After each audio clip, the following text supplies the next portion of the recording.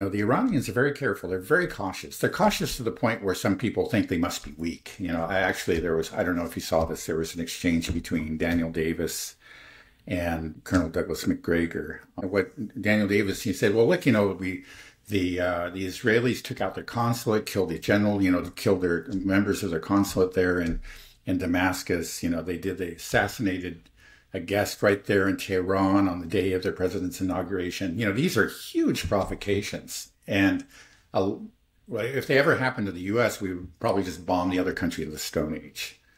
And they didn't reply. Well, that shows that they must be weak. And Colonel Douglas Macgregor replied, you know, said, no, you're absolutely wrong. They have very powerful missile force. And the reason is they do not want war. So they'll just do what they can to avoid war. And it's a combination of the deterrence. You know, why hasn't there been a real war? You know, though there are people that are dying to have this war. Netanyahu, you know, above all, but many people in the State Department and in the Pentagon and in previous administrations and this administration, they want this war, but they never get it. Why? Well, it really is. Okay, there's two things. I've already pointed out the deterrence, right?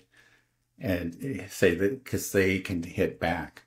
They have that strength and they've demonstrated it, you know, in a very careful way, you know, with those missile strikes against Israel last year. And that strike on the base in Iraq, on the American base, they demonstrated it, but they did it in such a way without causing any, you know, casualties within those countries and not giving, you know, a casus belli to the other side. So you say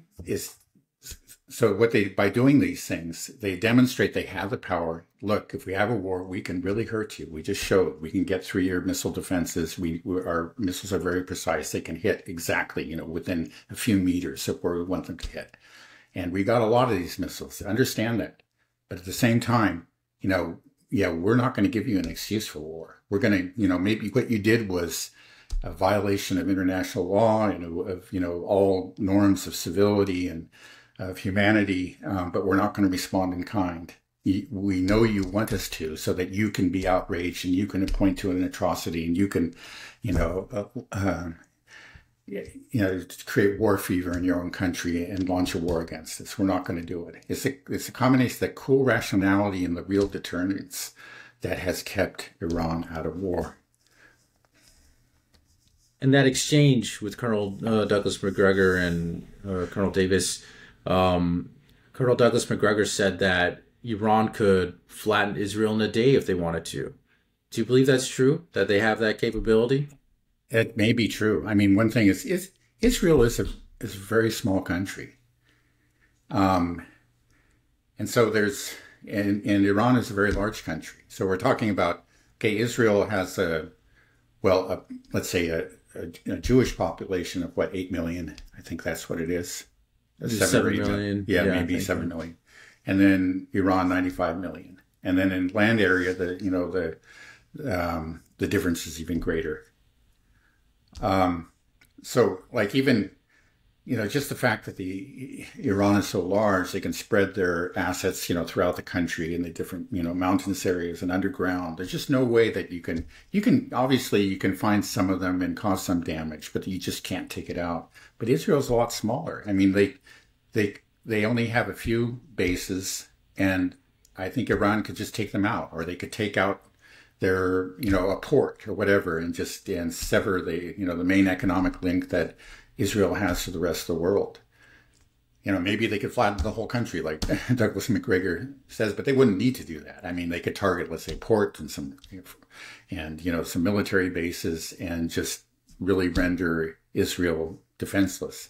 Now, there's been all this talk about how Iran is defenseless. Well, if that were really true, would Donald Trump have reached the conclusion that he reached? You know, I still see this. It's like, it's just repeated. There are these, you know, because of the Israeli attacks last year, that essentially their air defense system is eviscerated. They're just completely naked. You know, they're defenseless. If that were really true, then why aren't we doing anything? Why isn't Israel doing anything? if they really were defenseless, Israel never shows any hesitation to attack, its adversaries. It never shows it. But Especially why are defenseless. they? Yes, defenseless exactly. They're very adversaries. exactly. They're really tough when it comes to the defenseless adversaries, right? They just bomb them, 24 hours a day. But they're not trying with Iran. They're just working really hard to try to get the U.S. into it. And so I think it just shows, that whole story about Iran being defenseless. That's something that's being fed to people to convince them. It's just part of this campaign to get the U.S. involved. But there are real military analysts in places like the Pentagon who really know what's going on. And they say, don't listen to those, Mr. Trump, Mr. President. They say the truth is that they can really, really hurt us. And so I advise against this. If you do this, there are going to be all the consequences that we talked about. I mean, that's the reality. That's why Iran hasn't been attacked. And I hope to God, that that's the way things will remain. It just, we hope that what we can hope is that Trump puts together a competent team and really understands what he needs to do to reach an agreement. The concessions that he just has to make.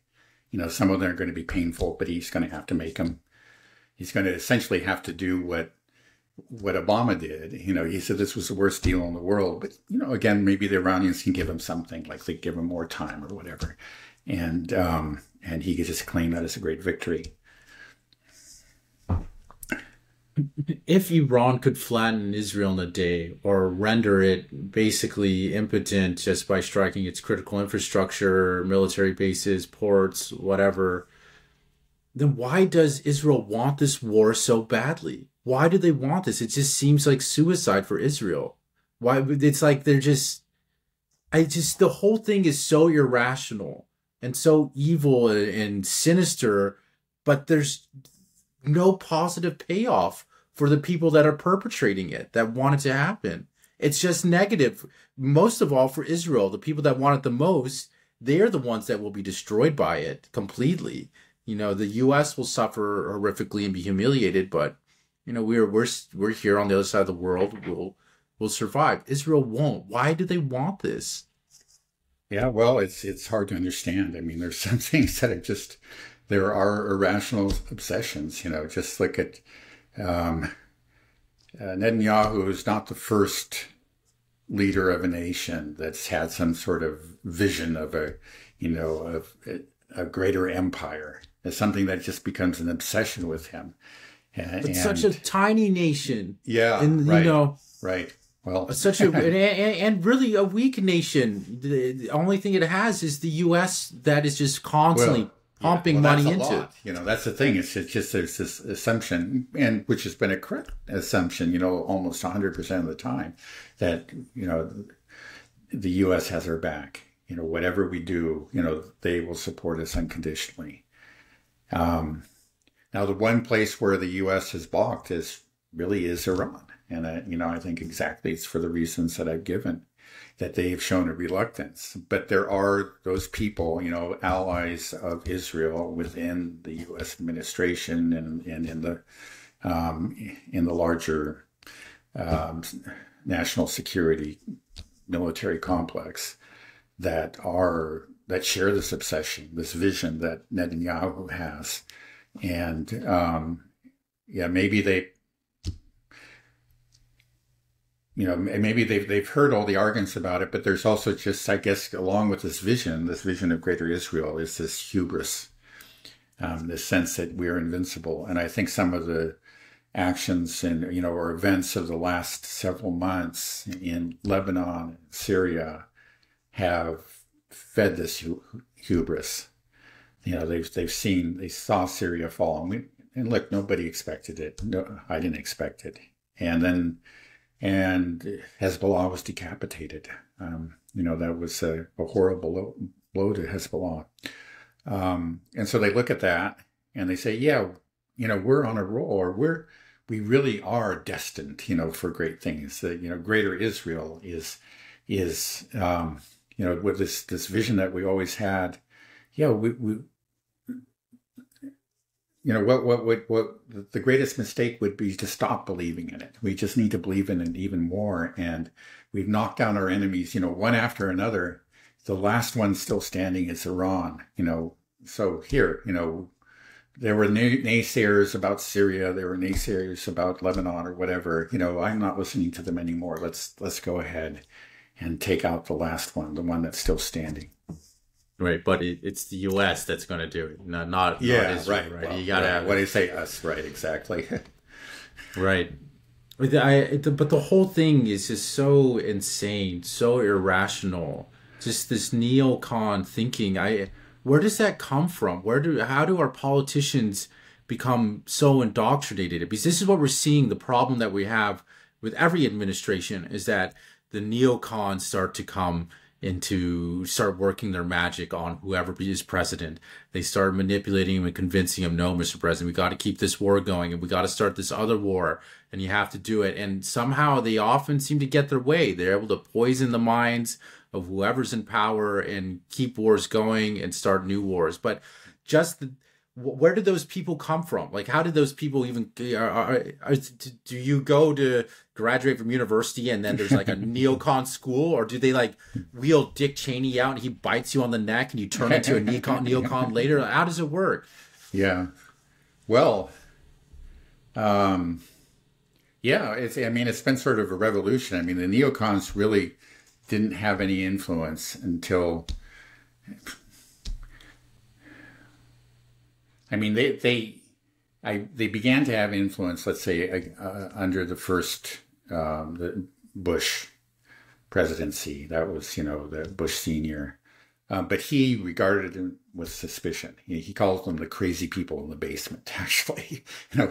So it shows you how things changed. By the time that his son became president, they were really running the show. It's just fierce determination. That's the thing. It's like, if you're obsessed with a vision, you can go a long ways. Other people that are just irrational, they're analysts and they take a balanced view of things.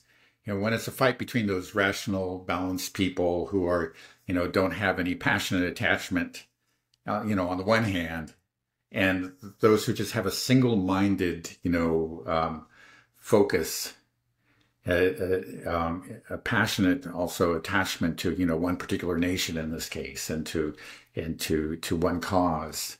Well, even if on the the latter case maybe they don't have as many numbers to begin with, whatever, but that passion, that single-mindedness gives them an edge, and then over time they've really had have had a decisive influence on American policy, especially since I guess starting with Clinton, but increasing through the Bush Jr. administration.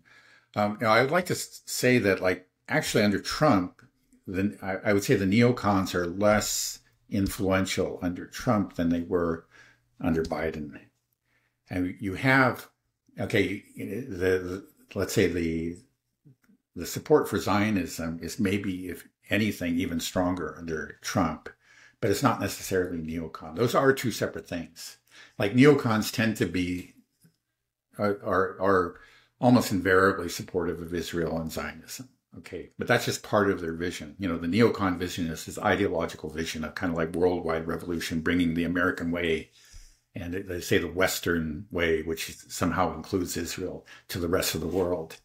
But with Trump, I think you actually have some of those people.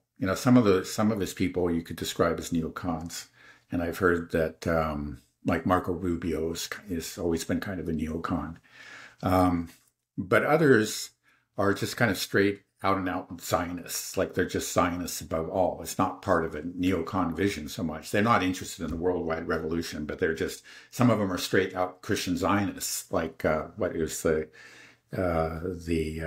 man that was chosen to be ambassador to Israel. I forget his name right now, but he's a Christian Zionist. I mean, that's what he is. Is it Huckabee? Huckabee, yeah, Mike Huckabee, yeah. Right. Yeah. So that's an example.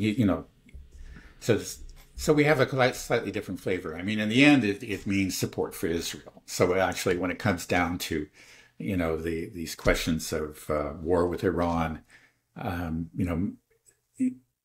You know, they're just as much in favor as war with Iran as the neocons are. You know, but they're different kinds of people. Like their vision, their understanding of the world is somewhat different. But maybe I'm being too academic about it.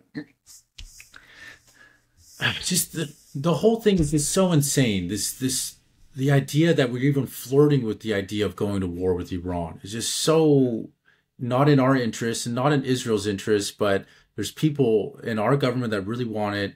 People in Israel seem to all want it, even though it could lead to the destruction. It probably will completely lead to the destruction of Israel if they carry this out.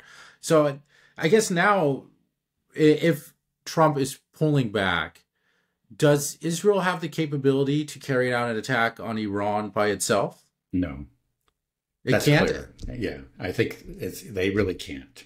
You know, what about that first attack? Yeah, well, none of those really amounted to anything. The attacks that they did last year, you know, there was claims like that second one. I think was particularly feeble. Remember, we saw a lot of the footage of actually their drones being shot out of the sky. You didn't see anything of anything striking the surface. It just seemed like everything very different from the videos we saw of the Iranian attack on Israel, where you saw, you know, one after another warhead, bam, bam, bam, bam, hitting the ground, and, you know, evading Israeli air defense. But we saw the opposite in Iran. And then there was never any, initially there wasn't much said. The weeks went by and then months. And then there were these claims that came out, oh, we eviscerated their air defense. We just completely, you know, it was just a total devastation, rendered them totally defenseless. And then normally there's satellite photos that come out. None of that ever happened. So there are a lot of, I can say for a fact, you know, again, I read Haaretz, and Haaretz is a leftist magazine, but they seem to, most of those leftists share this fear, a combination of fear and contempt, you know, it's sort of like the attitude of a lot of Europeans for the Russians. It's just like, you know, they're weak and whatever, but at the same time, they fear them. So they do repeat these lies about the Iranians being defenseless, but they also regard them as a huge threat. And so by and large, you know, I think the Israeli public believes Netanyahu and you know, other spokesmen of the government and of the, you know, the military, that Iran is a great threat. It needs to be taken out at some point, and but we need the Americans' help. You know, and obviously, if they could do it, they would try, but they don't even try. I mean, those attacks were really very limited, and they weren't, you know, they weren't even attempts to take out the nuclear facilities and so on. To do any damage to the nuclear facilities, you need to be able to fly over directly and drop, you know, large bunker buster bombs that are, you know, that weigh tons. And the Israelis just do not have that capability. They didn't even really have the capability to fly there with their, you know, F-35s and other fighter jets and come our back. F-35s. Oh yeah, good point. Well, you know, but they couldn't even fly there and come back. You know, fly to the Iranian border or close to the Iranian border and then turn back. They just didn't even have the range, so they were depending on refueling tankers provided by the Americans. They just don't have that ability to project, you know, power that far, and they don't have the hardware to carry out the job. I mean, that's it. So, well, they have the Jericho 1 and Jericho 2, right? Those are some ICBMs, right. So they potentially could do that. Right? I don't know if they're ICBMs, but they're long-range missiles, right? Which could definitely strike Iran, but they wouldn't do any damage to these underground bases and nuclear reactors and so forth. I mean, the thing is, these kind of missiles, yeah, if they're conventional, yeah, they can do a lot of damage, but you know, but not to the degree that they actually did damage in an underground structure. I mean, they just can't do it. Again, you have to have something that's just dropping some multi-ton bomb from the sky. You know, it has to be a B-2 bomber that's dropping a bunker buster to have any chance. You know, according to, again, this report in the New York Times, they said, yeah, I think we can delay their nuclear program somewhat, but maybe just by a month. You know, we're talking if we did an attack. Yeah, if we attack, with a major U.S. attack again with the B-2s and everything. So they're saying even with the Americans going at it really hard, with all the hardware they have, if they don't actually go nuclear, even then they can't, really end. They can't. They can delay the program, but only by a matter of weeks, maybe a couple of months. That's all they can do. That's if the U.S. is involved. And if it's Israel, of course, they can't do it. Right. Yeah, there's just no sane argument to be made to carry out an attack on Iran. But the fact that it's in the public discourse and that there's an actual real chance that it might happen is just shows you how insane the Zionists and the neocons are and how much power they have to make this even an argument that this is even a discussion that we might be doing this. Yeah. It's so hard for me to wrap my mind around it. All just understanding the extent of Zionist control in this country. It's terrifying. Yeah. But don't you think that people like Trump will start to realize, like, hey, this doesn't make any sense. These are the guys that are trying to get me, to wreck my country. Screw these guys. Why hasn't anybody come to that conclusion?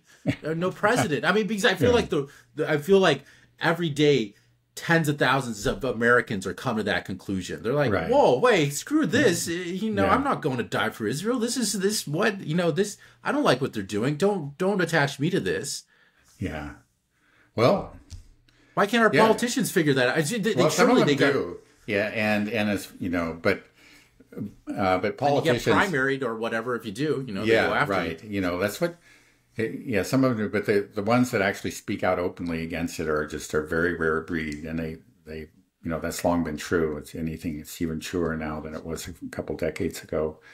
One of the last ones to really presidents to actually resist Israeli influence was Bush Sr. As I mentioned, he referred to the neocons as the crazy guys in the basement, right? But he actually made an effort, right, to put the brakes on settler expansion in the West Bank, and by denying, let's say, loan guarantees to Israel. You say that you've actually got to start complying with international law here. But this, a lot of people believe, and I think he himself believed, that this was the cause for his defeat in the election against, Clinton, because it was again, a lot of these mega donors, in general, the Israel lobby just went against him tooth and nail after he did that. And, other politicians look at that and they see what's happened to this congressman who spoke out, this president who actually, it's actually, let's say, a very mild kind of restriction that he placed on them. But it was enough to really turn the lobby against him and to perhaps, many people do believe that they caused his defeat. So, again, these politicians are about, their own careers, political survival. They see that and they decide, okay, that's the third rail that I can't touch. I don't like these guys, but, this is like the first lesson is that you don't cross these people.